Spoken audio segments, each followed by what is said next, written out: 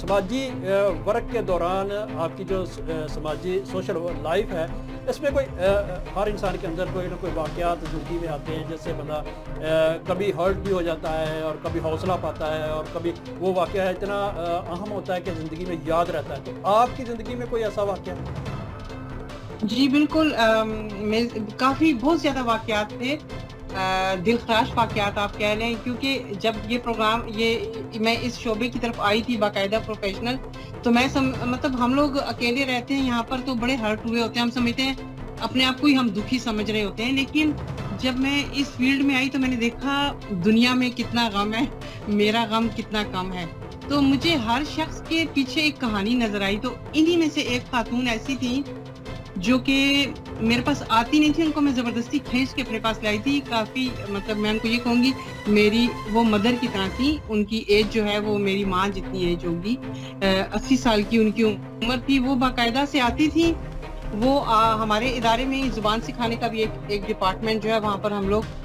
French سکھا رہے ہوتے ہیں،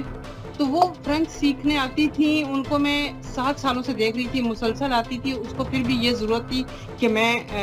کوئی اس کو سمجھ نہیں آ رہی ہوتی تھی، وہ مجھے خود کبھی نہیں کہتی تھی، جو ان کے ساتھ ٹیچر ہوتی تھی وہ مجھے بلا کے لے جاتی تھی کہ ذرا تھوڑی ہیلپ کر دو۔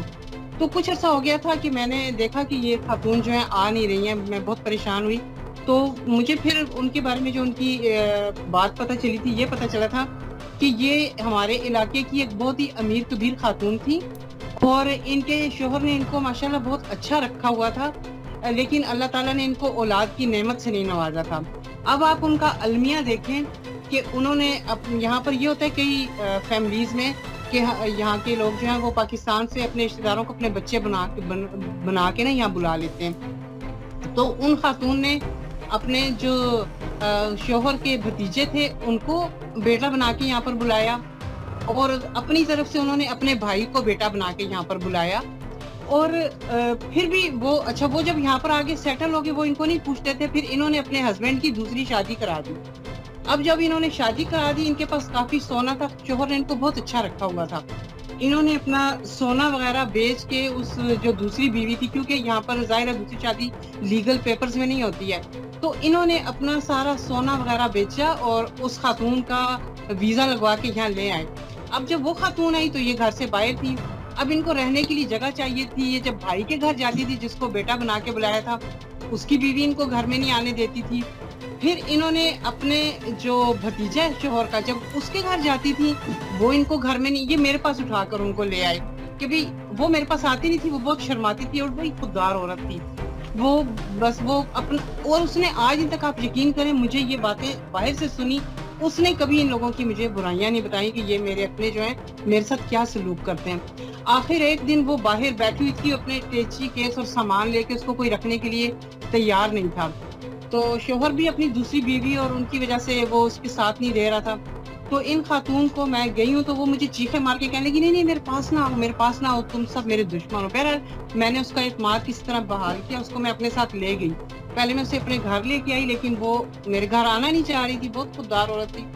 اس کو پھر میں نے بڑی کوشش کر کے رہنے کے لیے کہیں اس کا انتظام کیا، یہاں پر مختلف ادارے بنے ہوئے، لیکن پیپر ورک میں بڑا ٹائم لگ جاتا ہے۔ اس خاتون کو ہم لوگوں نے جب وہاں پر سیٹل کر دیا، اب وہ خاتون مجھے ڈھونڈتی تھی، میں کئی دفعہ چھپ جاتی تھی کہ آسفا ہاشمی کا ہے، میں اس کو ملنا چاہتی ہوں، تو وہ وہاں پر اتنی سیٹسفائی تھی، وہ کہتی میں کسی کی شکل نہیں دیکھنا چاہتی رشتے داروں کی، اور اتفاق سے اس طرح ہوا کچھ عرصے بعد اس خاتون کا انتقال ہو گیا، تو دفتر سے مجھے فون آیا، انہوں نے کہا کہ وہ جو خاتون جس کو آپ نے یہاں پر لا کر چھوڑ کر گئی تھی ہمارے پاس، ان کا انتقال ہو گیا اور ان کے وارثوں میں جو ہے وہ آپ کا نام لکھا ہوا ہے۔ تو میں نے پھر ان کے رشتے داروں کو اطلاع دی،